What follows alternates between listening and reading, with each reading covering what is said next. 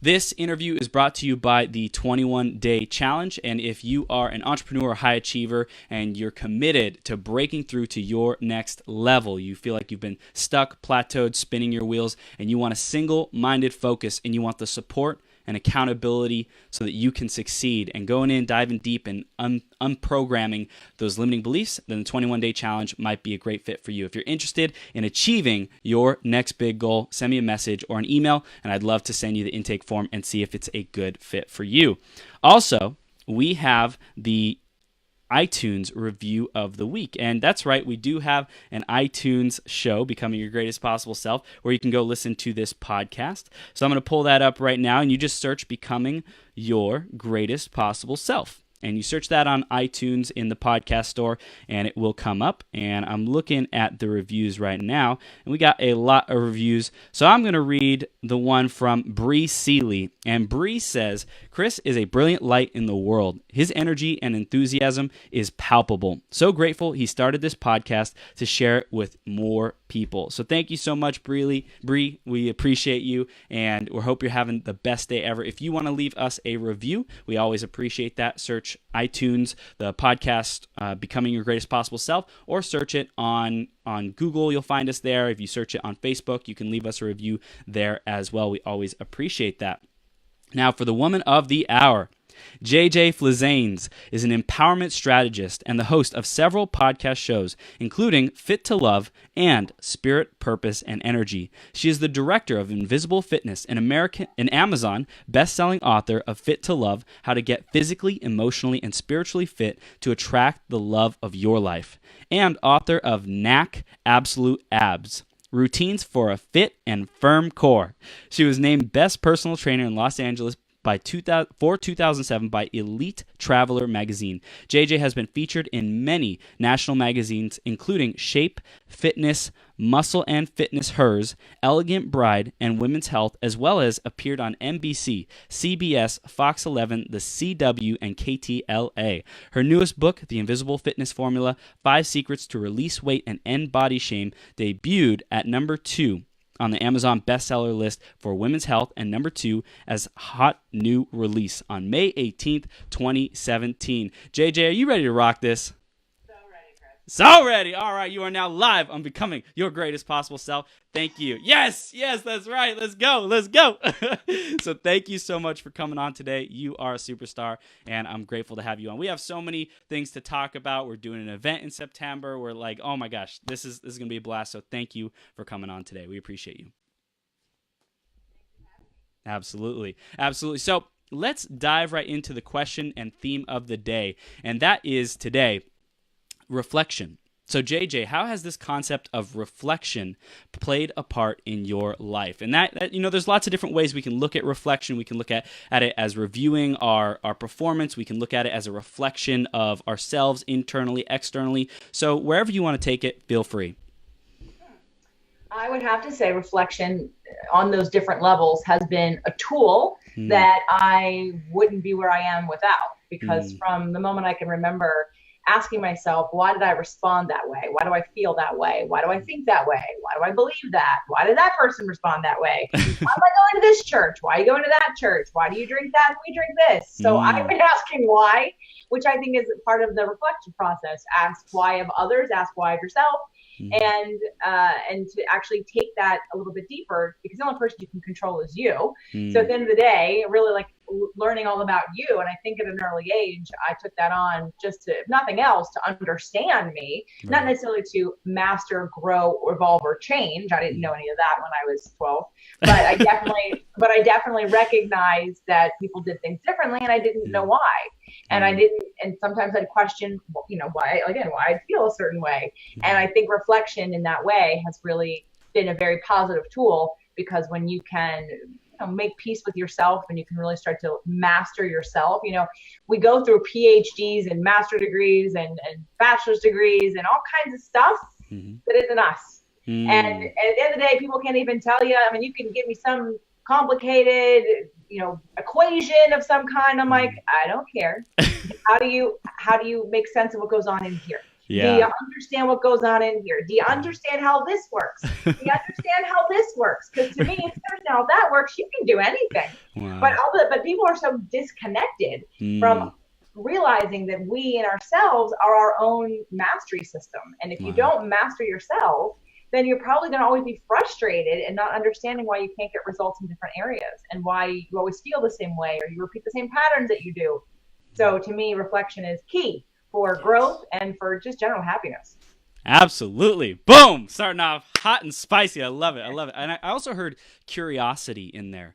When you're curious about why things work and like willing to discover, and not just willing to discover more information to accumulate, but willing to discover how things work, why the universe works the way it does, and the universe out there as well as the universe inside, our mind, our body, our spirit, our heart, all of it. How does this thing work? This thing called life. You know, I often hear people say we don't have an owner's manual when we're born into the world, right? But I think pretty soon we're going to have one because of how much information we're compiling, and amazing people like you who are sharing this information. You're an expert. You've been a fitness expert and doing amazing things for a long time, and now we're integrating the mind, body, and soul and the spirit. And just like, I'm so excited for the work that you're doing in the world, JJ. So why don't you tell our audience a little bit more about what you do specifically today? Well, specifically today, I work with people to help them connect the mind, body, soul piece of living in their best body and making it also their happiest self. So people struggle with weight loss, with health, and there's the science piece, which I know very well. And unfortunately, a lot of trainers and people in the fitness world don't know science. And I don't mean to disrespect by that, but we're talking about physics and biomechanics. Physics. Let me back up. Physics. Okay. Yes, as a trainer, you need to understand physics and then anatomy of the body, because it puts together to create resistance. And then we have to know the joints, so we know to put them in the right positions and add force in appropriate positions to not wreck your joints over time. Then there's physiology, which is completely, physiology took me so long to learn before, thank God, the computer programs came out to make everything mechanical. Because physiology to the naked, you have to like draw things, and it's like the subsection of a muscle down to the smallest cell of the muscle. Like, you have to really use your brain to visualize what that looks like. And so thank God we have tools today that can actually, computerized tools to show us all the chemical and electrical happenings and amazing that happen from the minute that your brain says, I want you to lift this glass, to the moment your muscles contract. There's a whole chemical and electrical process that the body goes through. It's called an action potential before you actually contract a muscle. And some of it is conscious, and a lot of it is non-conscious, because you have your soft tissue of your heart and your lungs and digestion and breathing, and that all just happens naturally. You don't have to think about it. But the other muscles, the skeletal muscles, need more thought, need more neurological control. So there's a whole slew of sciences that I spent a lot of time learning, which is why I originally branded my company Invisible Fitness. And as I, just the curiosity, the why, as I learned all the sciences, and I thought, that's going to give me the answers to all these questions. And I come up against the person who, okay, yes, here's the perfect program for your specific body. Why aren't you doing it? Well, that's not a scientific question. That's a psychological question and an emotional question, a spiritual question. And then we look at, here this person has back pain. Well, here their spine's aligned. They're doing the right exercises. They're strong here. Why do they still have pain? Well, that's, again, an emotional issue, not necessarily a structural issue. So I had to ask more questions when the tools I had didn't solve the problem. And so I've been for the last 20 years gathering tools. It doesn't matter what the problem is. If I can't solve it, I will find out how to solve it, or I can at least identify what it is. So I have this like gigantic toolbox of all kinds of things, from homeopathy to NLP to spirituality and law of attraction to physics and biomechanics to the endocrine system and using bioidentical hormones to acupuncture and chiropractic to exercise and rehab exercise. So, the toolbox is really, really large. I forget all the things I know until I'm with somebody, and then I pull up, that would be good for you. Because I can't possibly share with everybody everything that I've been learning, because it's not the right thing to do. So right now I really just specialize in helping people live it and identify what the real root cause of it is. I really am not a fan of the fitness industry. I feel like the fitness industry puts a pressure on people to have shame be a part of how they get motivated, if they've gained weight, or like, it's all focused on these surface things that if you ask somebody, why do you want to lose weight in the first place? Why do you want the body that you want in the first place? And it isn't because they give a crap about the number on the scale. Most women think that, oh, if I'm just going to get to this number, then I'll feel so much better. I'll be so much happier. And I often say, oh, you have two choices. I'll give you the number, or I'll give you, but it may not look like what you think it's going to look like. Or I'll give you the exact body you think you want. It's going to be heavier though than your number. Which one do you want? And they always choose that I want the body that I want to look like. They don't care about the number. It's a random thing that people get focused on. Yeah. But let's even dive deeper. Is it about the number, what you look like? It's not. It has nothing to do with what you look like. It has to do with how you feel, what you want, what desired response you think you're going to get from being at a specific number. So like early on, I got the connection, and I'm like, okay, how do I make this like easier for people to work with and really like go to the bottom line? Because I got tired of watching people. So my last book is literally a combination of 20 years of what works and what doesn't work. And do you really want lasting change, or do you want to just lose weight temporarily and gain it back in 6 months to a year? And it's really frustrating to watch people who just otherwise aren't conscious, aren't reflective, aren't curious to ask deeper questions. They just think it's because I can't willpower myself to stay on the wagon long enough to only eat these foods. And then there's these bad foods and these good foods. And then, oh my God, I'm so bad. I need to go on a diet. And then I need to go do my, 5 days a week of crazy high intensity, whatever. So it's just, we're not asking the right questions. And so I got tired of playing to their weaknesses and playing to people's limitations of that. Oh no, weight loss is just about diet and exercise. No, it's not. No, it's not. If you keep gaining weight because you're addicted to food, because you're afraid to feel your feelings, if we never address that, you're just going to pick up a different addiction. It might be something that helps you to lose weight, but addiction is addiction, and emotions are emotions. And most of us are uncomfortable being in our own skin. So I really just took this last 20 years, put it on a book, put it in an order, said, look, I'm tired of hearing this. If you want actual results, you follow it step by step in the exact order I did it for very scientific reasons. And and so I really just help people, transform their lives from their body and their relationship to their body, releasing shame, releasing weight, and realizing that they're the creator of their own reality and they can have anything they want. And it's just about changing the position and getting a little deeper with how you think, being a little more reflective, being a little more curious, and being open to learning something that you don't know and trying something that is new to you. I love it. I love it. I love how you live this principle of curiosity, and it shows up everywhere with your clients. You're like, hey, are you asking this question? Not only does it work for you, but you teach the people around you to ask the deeper questions, the why. Why did you want that in the first place? Why did you want that weight in the first place? And when we understand those motivations, we understand ourselves, and then we can understand what makes us happy. And when we focus on what makes us happy and stay in that zone, then we can literally become the creators of our reality, because we say we want happy and we're focused on that, yet we're not focused on the external. We're not focused on the circumstances. We're not focused on what we think we're supposed to be focused on or what society tells us to be focused on. So I love that you just naturally teach people that through this deeper curiosity and reflection. That's awesome. And one thing you said is you've been collecting all these tools, which is amazing.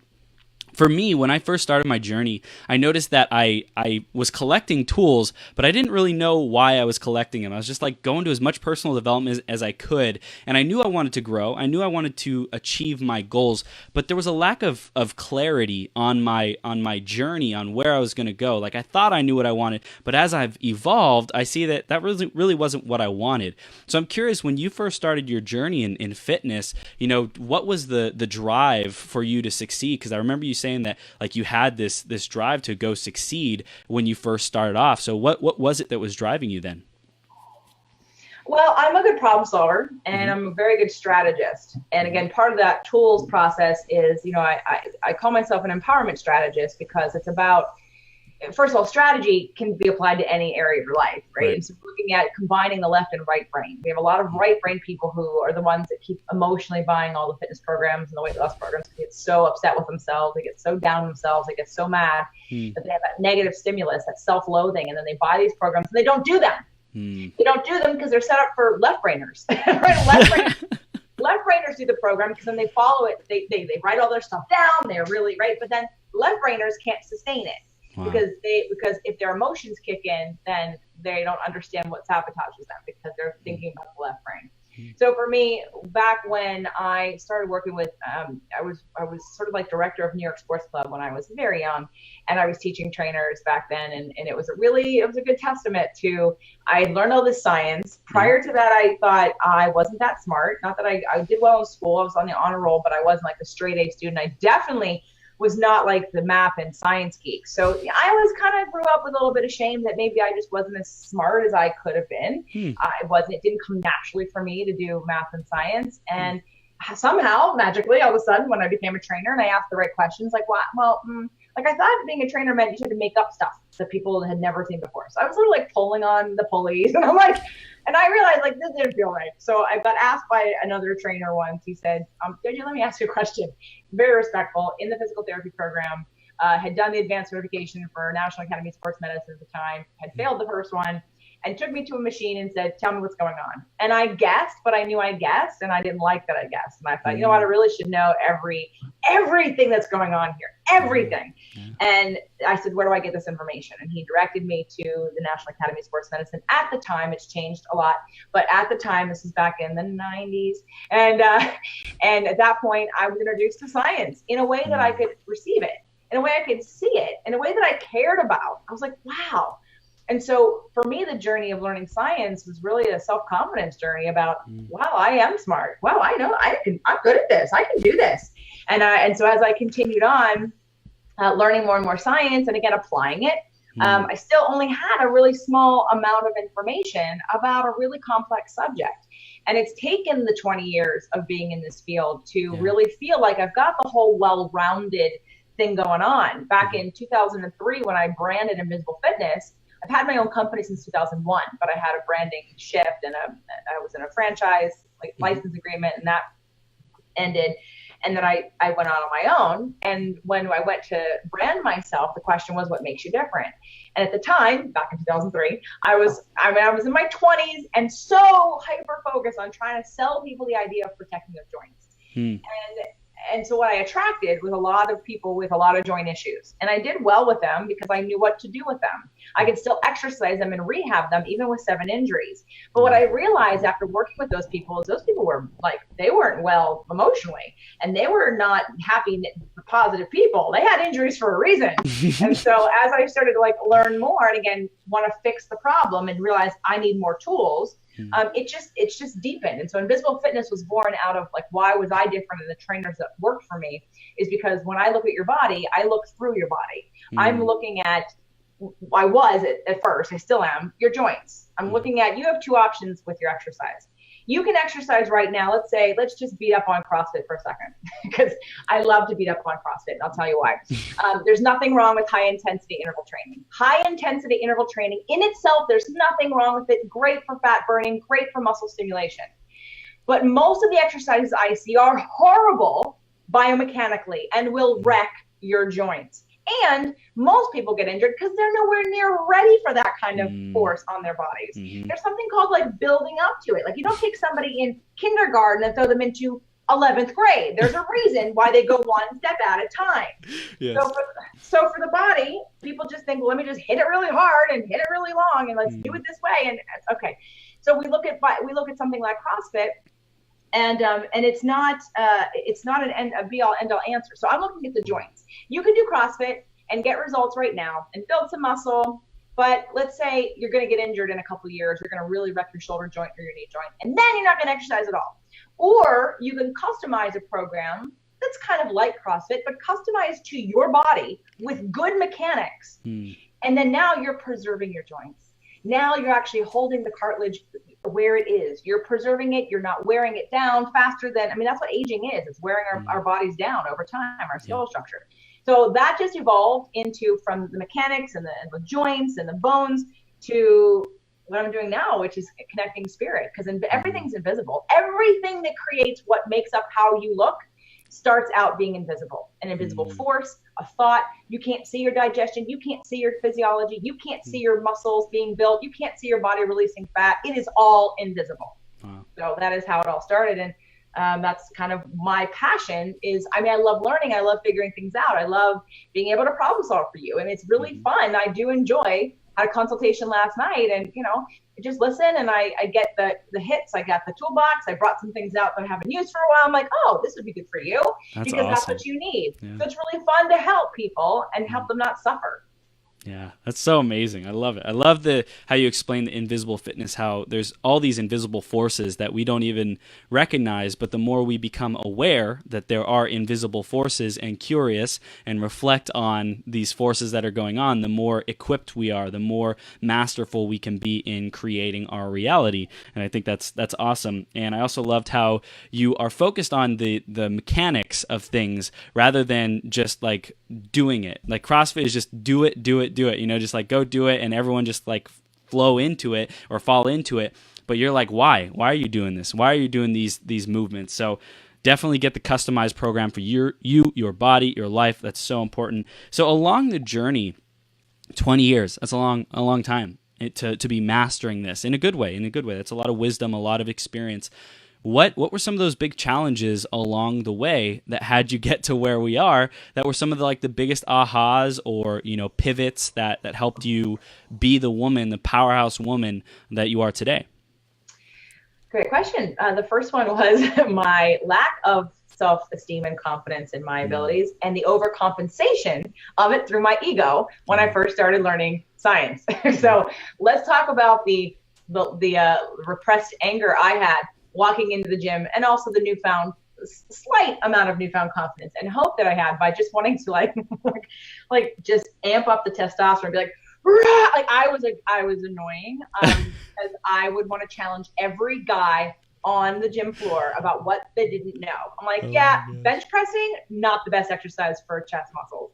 Weight belts, are you kidding me? Anyway, and it wasn't that I was just judgmental. I would actually, because I would get a lot of clients very quickly, mostly women. All I have to do is ask them the question, are you getting what you want from this exercise? And most of them would have no idea what they even wanted from the exercise. So it's a very easy sell. They're like, I don't know, am I even doing it right? I'm like, no, but what do you want from it? Because it's all about your goal. You customize everything to your goal. So there's different ways to do different things depending on what did you want out of it. But the guys would just, I guess I just wanted to play in that, because you think you're a bodybuilder, you think you know something about science. And then I would watch the biggest guy, was he a trainer? No. Well, I can't remember if he was a trainer or not. I watched him rip his femur off the bone from doing some stupid, anyway, whatever. It's just, again, I just wanted to fight. I was pissed off that I was feeling that I would just, because I got judged because I was a woman. I wasn't a bodybuilder like they were. And so I just felt like everyone what do you know? More than you. So so my ego got in the way very early on, which didn't make it easy. And one of my teachers was also, he was very angry. He was a physical therapist, but he was one of the biggest influences in my education because his anger came from the fact that as a physical therapist, he blew out his knee on the same leg 3 times. And he was mad because he went through physical therapy school and it didn't teach him how to lift. It didn't teach him how to build muscle. So he's looking at all this, this information in the exercise world, and then the lack of information about exercise in the physical therapy world. And he really broke down the mechanics, and it came from a good place of wanting to understand it, but there was a lot of anger and ego involved in that.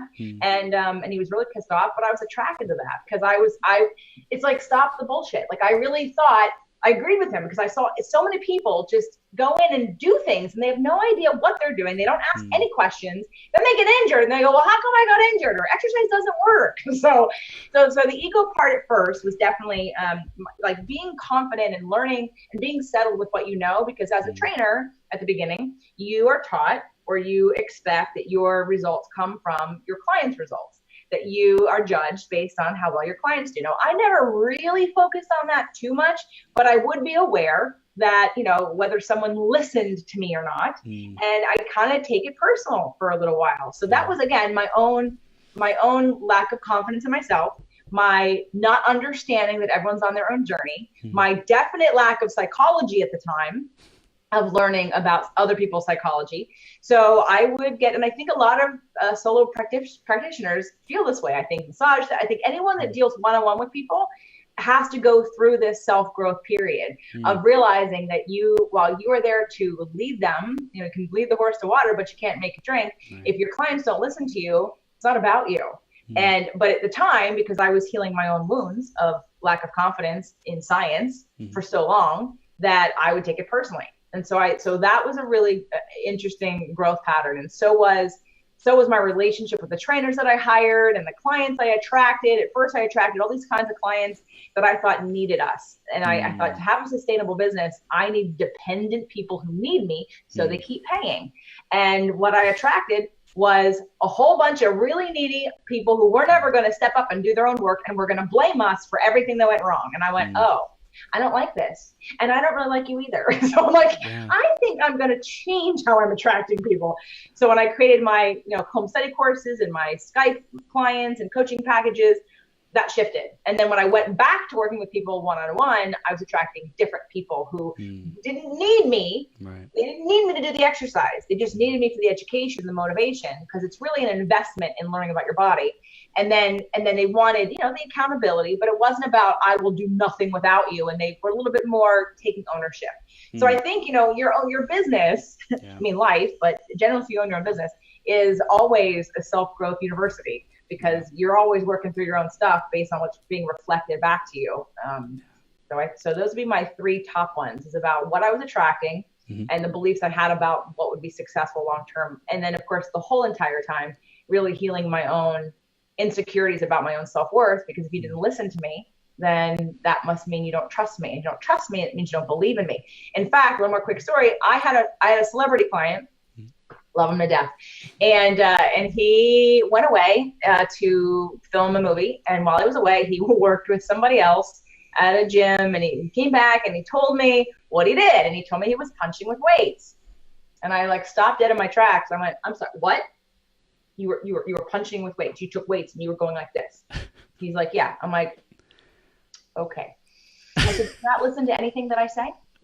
And he was like, what? It was fun. Blah, blah. And so then I went to the session, and I called him on the way out of that session. And I said, I love you. I think you're great.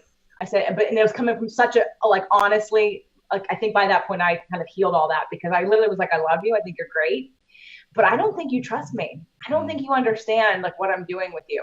I said, I'm trying to preserve your joints in your body while get you results. I said, then if you go off and you do kind of things that are really going to challenge your shoulder joint, I mean, you could get so injured punching a weight. Do you not understand the physics? Gravity pulls down. This does not match. I said, so you know what? It's cool. You don't have to think I'm smart. You don't have to trust me. I said, so if you want to work with someone else, maybe we're not a fit. So I left this message, and he called me back. He's like, no, okay, fine. I won't punch his weights again. I was like, but I was so seriously ready to say, it's okay. I understand. I'm not I'm a woman. I'm not a bodybuilder. You can go, you may not believe me. So go ahead. If you want to go with someone else, that's totally fine. I'm not going to force you to believe me. And God forbid, you're not going to get injured on my watch doing exercise because you haven't learned the basics of your joints that I'm trying to teach you to help you. Right. So those are probably my best lessons over the years. I love that. I love especially going from a place of inexperience, or feeling that we're inexperienced, feeling like we're not enough yet. I know there's so many entrepreneurs, solopreneurs who are going and growing through that mindset of I'm not there yet, I'm not enough yet. I know me in particular, I started my entrepreneurial journey at 21 years old, right? I'm 27 now, so about 6 years ago. And most of the time of the last 6 years, I had been trying to prove that I was enough, trying to prove that I was worthy, trying to prove that I was deserving to be listened to be trusted, right? And I just recognized that, wow, it's not about finding clients who are needy, who are, suffering, who are way behind me. And it's of course I can help this person because they're way back there. And yeah, let's help these projects and, things that are just their whole life is spinning out of control. It's no, that's not what fills me up. What fills me up is working with people who are powerful, who are inspiring, who are influential, who are sharing their message with the world. And that's why I declare all the time now that I love working with people who are smarter than me, faster than me, better looking than me, older than me, younger than me, taller than me, shorter than me, skinnier, more buff, more wealthy, whatever it is. I love working with people who are advanced and who excel in different areas that I necessarily don't, because then I get to show up and just be myself. And they love when I'm being myself because I get to empower them and make them feel amazing and ask those deep questions. And they love the energy of who they get to be around me. So that's why people pay to be around me. And I think a lot of people, if we could wake up to that reality that people want to be around you for who you are and the value that you bring. Don't try to be someone else or prove something. Just own who you are and what you know. And that's such a process. So I'm curious, JJ, what did you do to work on your self-image, your self-worth, so that you could step into that level of I know what I know and I know who I am? What did I do? I mean, it's a everyday thing. I don't know. I don't know that it's just one thing. I think, again, I problem solve for myself like I problem solve for others. So if I'm having an issue or, a fear, I examine that. I get help with that. I reprogram that. I do whatever is needed to release some of the things that don't serve me. But of course, forgive yourself in the process because you won't know that until you come up against it. You don't know what you don't know until you know it. Like you're there and you go, oh, wait a minute, I don't like this. So what do? I mean, I would definitely say law of attraction has been a big piece for a very, very long time. And I actually, with the podcast, started out doing a 6-day-a-week show.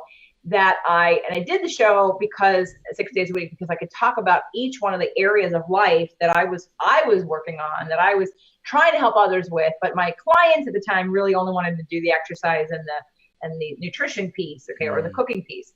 But I talk about psychology. We would coach, and I would get clients to say, wow, you're a trainer and a coach.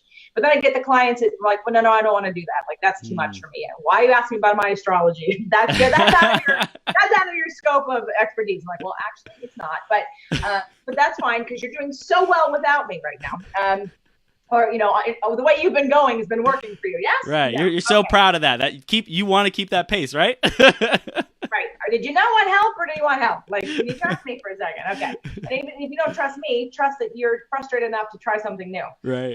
So I was getting that kind of balance of attracting, different kinds of people, and I gave myself permission to do one of the days of the week called Freedom Friday, because it was all alliteration, Movement Mondays, CT Tuesdays, Wellness Wednesdays, under the Fit to Love brand. And my Freedom Fridays was my spirituality day. And it literally was my own guilty pleasure. And I even say it in the video on the website, like, if you don't want to watch it, like, I give you permission to not even, don't even pay attention to it, because I didn't want to hear it. I didn't want to hear that someone didn't want to hear about it. Then don't listen to it. I was doing it for me. Right. And so I did it for me. And because I couldn't tell the difference in downloads when I was doing it that way, I decided 2 seasons in, that I would rebrand all different days of the week into their own shows. And so the first show that I published was the Freedom Friday show, because it had no products, it had no funnel, it had nothing. I had nothing to sell. It was just my something I loved to talk about, and things that I was studying the most and applying to my life. And so I put that out in October of 2016.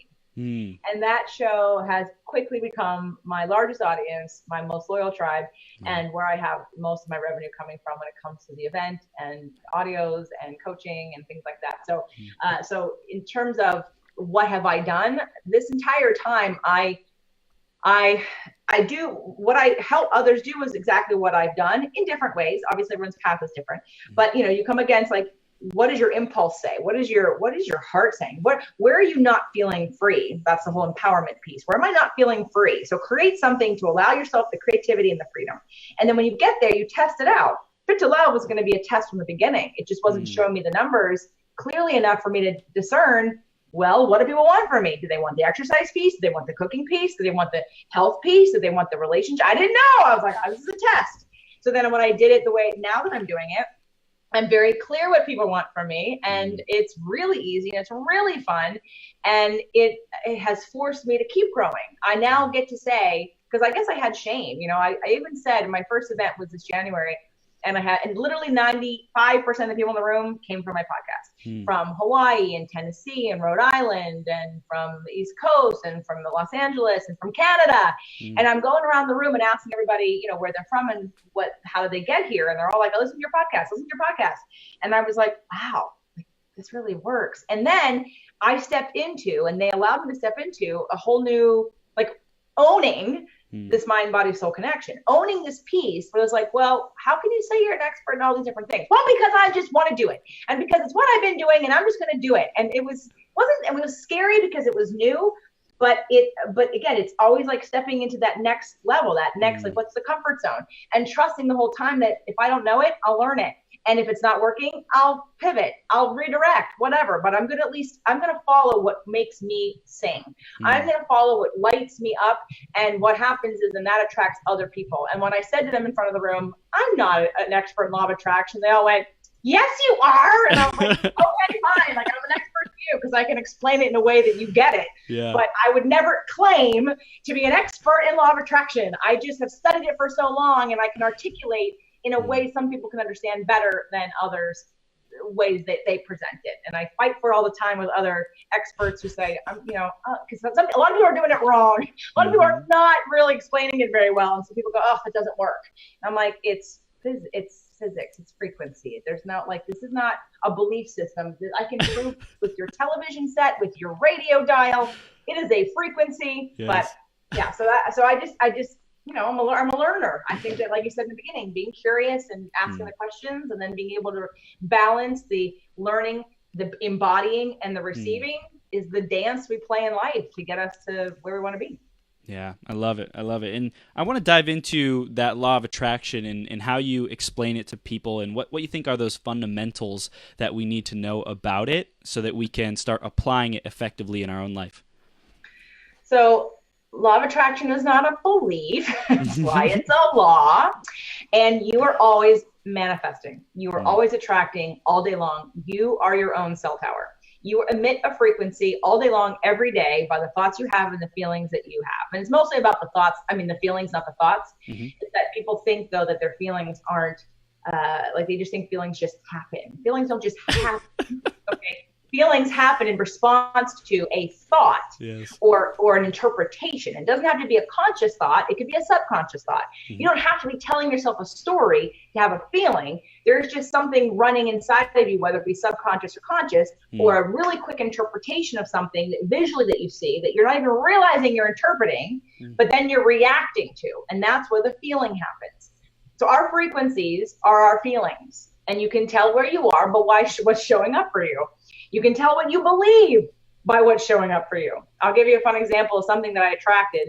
It was years ago. I had some identity theft, and it happened on 3 different cards. I think it was 2 bank cards and a credit card, or 2 credit cards and a bank card. Anyway, I tried to get gas, and I couldn't get gas on 3 different cards. I was like, what the heck? And I come home, and I was with a friend, and I said, and I asked the question, how did I attract this? Most people go into, I can't believe this happened to me. Oh my God, do you believe this? Okay, right, you attracted it. Now, that doesn't mean, stop, pause, because you attracted bad things doesn't mean you're a bad person or you're doing something wrong, okay? So first of all, don't oversimplify. That is something that people do in law of attraction, which is why they reject it. They say, well, I didn't ask for that really bad thing to happen. Okay, so we have to separate ourselves from the judgment of what that means about who you are. Wow. 88% of your mind is subconscious. You aren't even aware of what you're telling yourself on a regular basis. So if you can't hear your subconscious, you don't know what's being emitted all the time, right? We have 12% of our conscious mind, which is what we can hear ourselves think. And if we're dealing with that, of course we can, it can all translate down and we can change this too. But half the time, this 12% is focused on something that you don't want. How many times do people complain about what they don't want, or talk ad nauseum about what bad things happen to you all the time? And then you wonder why it keeps happening or why it keeps showing up. Well, hello, because you keep focusing on what is and what is and what is, and you keep getting more of what is and what is and what is.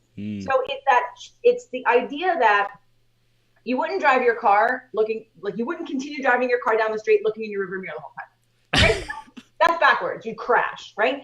So where you're going, there's always a dynamic of 2 things, a polarity of 2 things going on.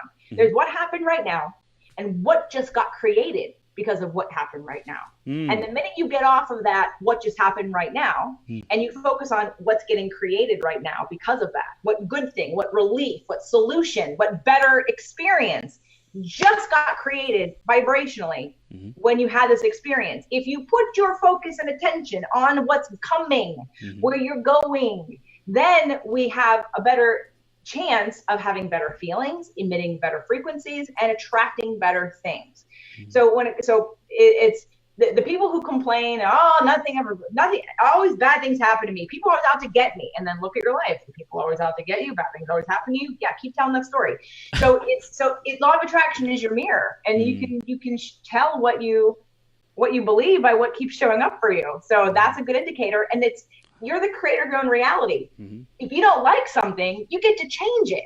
And you're just getting feedback and information and clarity about how to get to the next place. So anything that's negative or bad is really just clarity for you to be like, that's not working. It's not what you want. Like I said about having trainers, I wanted a personal training business. I had 10 or 15 trainers working for me all over Southern California. I had a license agreement with a company who'd been around 16 years in New York City.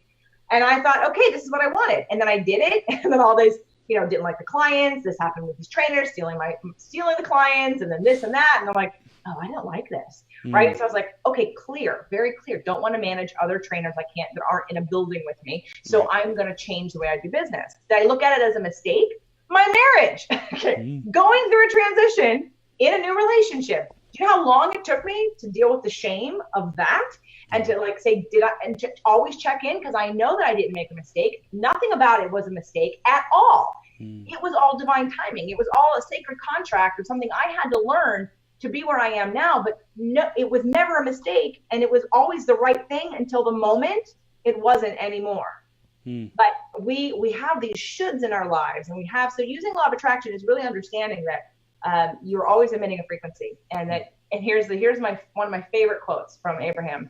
The only reason you want anything that you want in life is because you think you'll feel better when you have it. And law of attraction is you gotta feel it before you get it.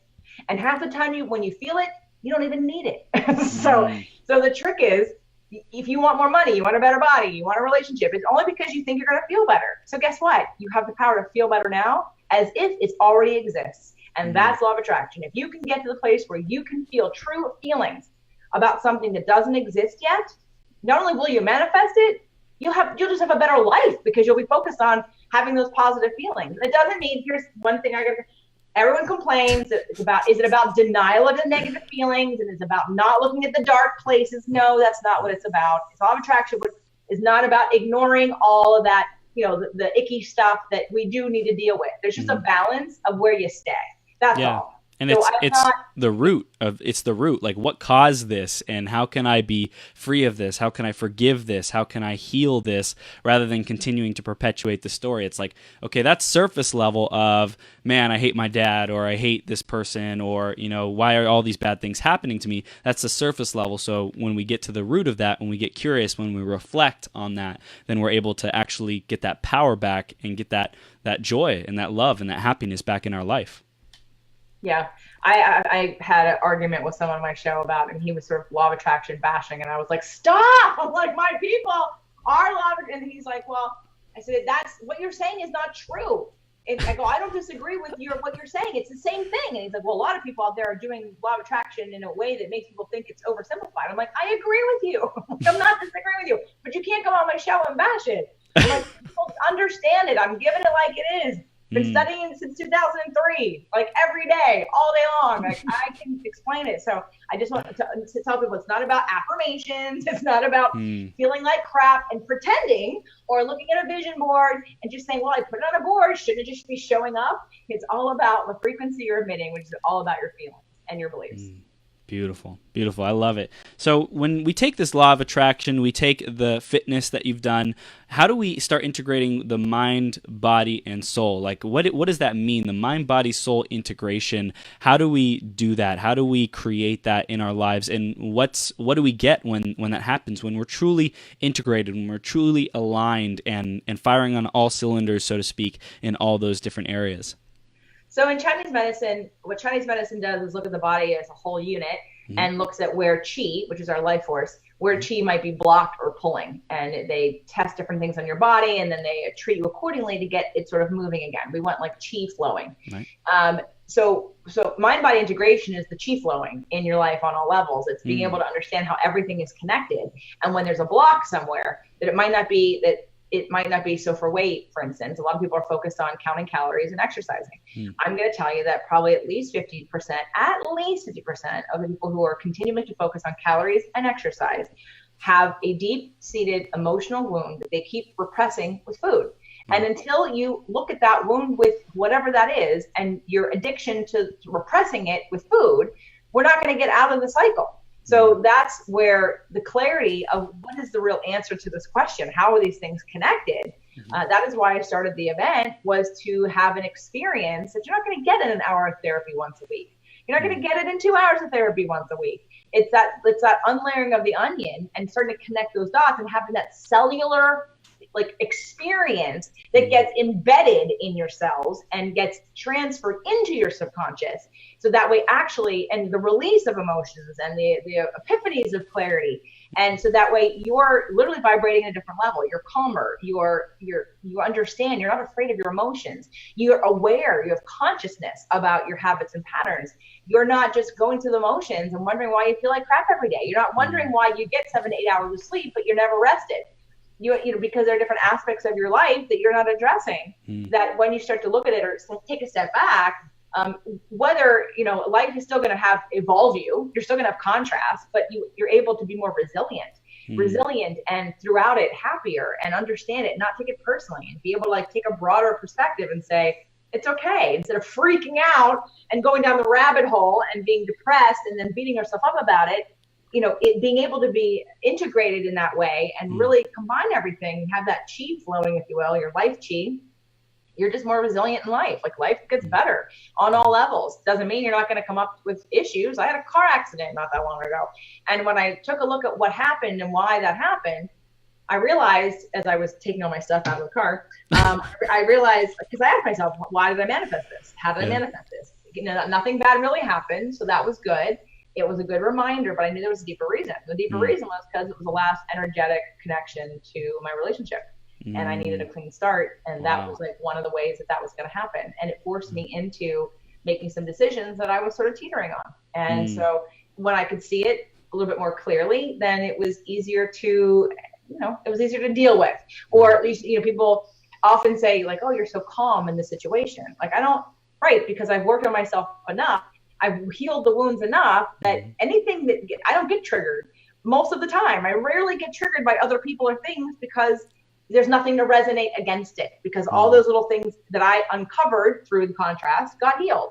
So mind, body, soul integration is really not running away from things that bother you or making light of some of those things. It's actually doing the real work of healing it. Because once you heal it, then it changes. It's like pulling the weed out with the root. It doesn't grow back. But if you keep snipping it off, it keeps growing back because the root's there. So just pulling the weed out, and then all of a sudden, it's not about that person bothers you or that person said something. You can be anywhere and nobody bothers you because you are you're good, you're clean. And if something does come up, you go, oh, something else I need to clean up. Look at that. Let's get to work, inner soul. Yeah. That's awesome. Well, I love that you talked about the contrast, right? It's when something comes up, it's an ability to notice. It's a moment to notice what is the work still to do to clean up this, to clean up this past, these wounds, this energy that's stuck in my body or in my field or whatever it might be. We get to go to work on that, and it's almost like it's a gift. When we experience that contrast, when we experience that difficulty, the resistance, the car, not working out how you wanted it to, it's like, what's the gift? What's the gift in this moment? What's the gift in this difficulty, in this challenge? And a lot of the things that people are experiencing and being challenged by on their journey as entrepreneurs or leaders or influencers, there's a gift. There's a gift in the challenge. There's a gift in the struggle. There's a gift in the ability to persevere and overcome that, because on the other side of it, you'll be so much more strong, so much more powerful, so much more enduring, and you'll be able to face even bigger challenges in the future. So I think that that's super important. And as far as the event this upcoming September 20th through the 24th, I'm super excited to be there. I'm going to be talking about goals. I'm going to be talking about declarations, creating your perfect day. It's going to be a blast. And JJ, what else can our audience expect from the event, and tell us a little bit about it? Sure. Well, there's going to be a lot of doing of things. So we'll be meditating pretty much every day, different kinds of visualizations and meditations and guided meditations. mantra meditations, hypnosis-based visualizations and meditations. We'll be exercising pretty much every day except Thursday, but maybe Thursday, we'll see. So there'll be movement, and there'll be mind-body connection and movement, really getting your body centered and getting that connection going.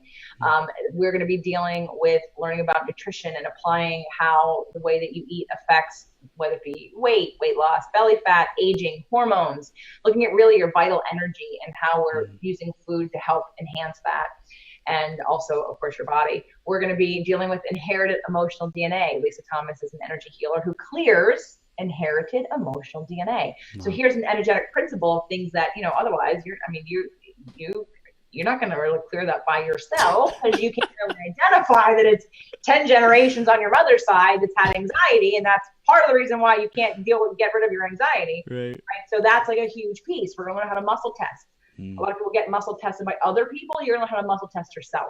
You also don't know how to apply that to different chakras of your body to identify areas where you may be blocked. So being able to get that life chi going on.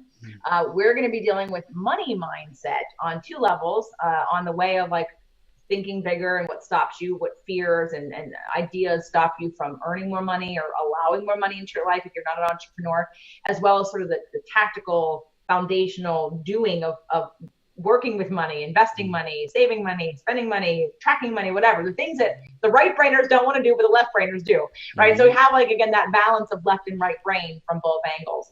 We're going to be, I cannot wait. We're going to be diving into, I did not have time to do this in January, into the work of Harville Hendricks and imagotherapy. Whether you are single or in a relationship is probably the most powerful work I've done in terms of relationships, because it actually identifies the exact wound that you're trying to heal with all of your relationships. Dang. So it is going to be, it's a process. It's somewhat of a little bit of a lengthy process. It takes a little bit of time, but the clarity, and then the shift that happens after you get that picture so clear, it's all I had to do was look at it, and I changed my behavior like that. And I was like, oh my God, that's so clear. So we're going to go down the path of imagotherapy, which when I did it, this one exercise, I said, why isn't every individual person doing this? Forget people who are in a relationship. Everyone should be, because that's how you choose your friendships, your business partners, your everybody in your life that you feel like a draw to, or that you've attracted. Like there's something you're trying to heal through all of those relationships. So we're going to be doing the work of imagotherapy. We're also going to really dive into, which I did at the last one, but when I did this section at the last event, everyone literally said we could have spent the entire day on this. So I can't deny it again. It's the work of Marshall Rosenberg and nonviolent communication. It's going again into the idea that how to be more empathetic to others, but not just to others. It's how to identify that self-empowerment piece of your own needs and your own feelings. And again, understanding it's like the anatomy of emotion. How does emotion work?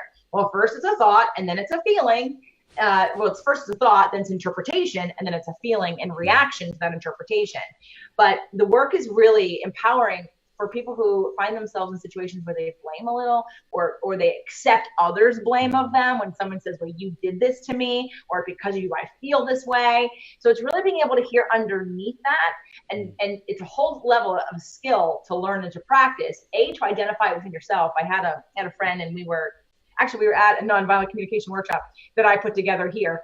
And she was at it, and we were talking about what upset her was when she goes to the gas station that some guy was smoking. And he was at the gas station. She's like, that's just wrong. And I said, because I've been doing this for a little while, and I said to her, so you feel your need for safety. You feel scared and frustrated because your need for safety is not being met. She went, yeah. Oh, I didn't even think about that. Yeah, that's what it is. I'm like, right. So again, that whole reflective piece, like, why does that bother me? Yeah. Why does it bother me when people smoke? Is it because they're killing themselves? No, it's because you're putting it in my air that I'm breathing, that you didn't ask me if that was okay. So why does that anger me and make me want to punch you? Is because you're putting cancer in my air that I did not ask for. So so for her, it was a safety issue of the fire or the explosion or what could possibly happen from a cigarette and a gas tank. So, but again, it's being able to identify on the list that we have. There's 100 different feeling words. Wow. Most people know 4 or 5. Right. Like they don't know how they're really feeling. So the identification of the feelings is really big. And then there's the needs, a whole new conversation. Oh my God. So if you're having a negative feeling, You're only having a negative feeling because you perceive that a need that you have is not being met. Wow. Period. So it's that practice. And when you get that and you realize that you can get your own need met, and it doesn't have to be from one individual person or one individual situation, holy cow, you can start to go, oh my God, I can get all my needs met. And yes, you want to involve other people. Hey, I'd like to have sex. I'd like to have it with you. Is that okay? Great, cool. Right? But it's not like, I need this and you have to do this, right? It's like, okay, that is disempowerment and victim mentality this to the nth degree. So we want to free people and give them tools to understand that they can, do this work. And it changed relationships back in January. People had better conversations with their spouses than they ever had before. They really got clear. So we're definitely going to do that. And there'll be some fun. There'll be some amazing food that's going to be provided as well. And it's going to be an amazing time. What a blast. Oh my gosh, I'm excited. Just hearing about it again. This is amazing. JJ, I'm so excited for this event. And for anyone listening or watching right now, you can absolutely go to this event September 20th through the 24th at the LAX, near LAX. Where is it at? It's in El Segundo, and I think it's the 23rd. I think it's the 20th to 23rd. 20th to 23rd. I know it's 4 days. That's okay. It is 4 days, but it starts at 4 p.m. on Thursday and it ends at 2 p.m. on Sunday. Beautiful. So I believe that's the 23rd. It's so if you're flying in, you fly into LAX. There's a shuttle for free with the hotel that brings you right. It's not even 10 minutes away. After baggage claim. So it's really close, convenient. You don't need a car. We don't really leave the property. We do everything on property. It's a really quaint boutique hotel with one meeting room that I occupy. It's a limited room. So if you're interested, definitely I would get on signing up, because once it's sold out, the next event's not till January, and it's a little bit different of an event. And you can buy a virtual ticket though too. So if you can't make it, but you want all the teachings and the trainings to do on your own time as a home study course, you can get the virtual ticket. Yeah, beautiful. And they can get access to that by going to beyourgps.com/next big step, and you'll be directed to the site where you can buy a ticket. And I will also include that in the show notes, and we are excited to see you there. And JJ, we're beginning to wrap up now, and what is the final words of wisdom that you want our audience to have, and the call to action, the invitation to a new way of looking at life, showing up in life, integrated in their mind, body, and soul? What is that? Well, for those of you that are watching this live today, August 1st, I actually started a new 30-day manifestation challenge today. Ooh. If you're really like motivated right now, you could sign up and come join us and start to change your frequency every day right now. It's a commitment to yourself to take 5 minutes at least, it could be more, a lot more, 5 minutes a day to really be proactive in co-creating the life that you want and attracting and being in receiving mode to get it. So you can go to jjflizanes.com and just click on the free tools and resources and join us if that's today. And if that's not you, because you're seeing this later than August 1st, the next one will be in November. But right now, no matter what you're doing, no matter what you do after this, you can decide that you're going to look at life as that life is empowering you, life is showing up for you, that you are co-creating, and that everything is within your power and decision to attract different things, and that the only person and the only thing stopping you is you, and you really have the power to create whatever you want.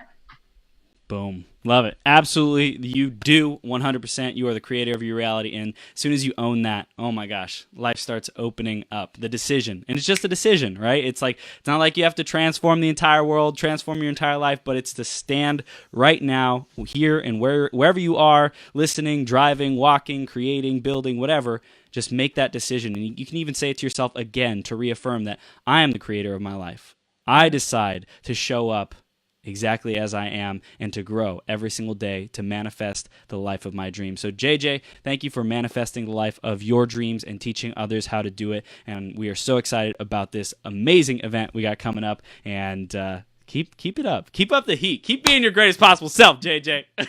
Thanks, Chris. Can't wait to have you at the next big step. We're going to rock it. Yes, we are. Have the best day ever, and we'll see you soon, okay? Thanks. You too. Bye. Bye.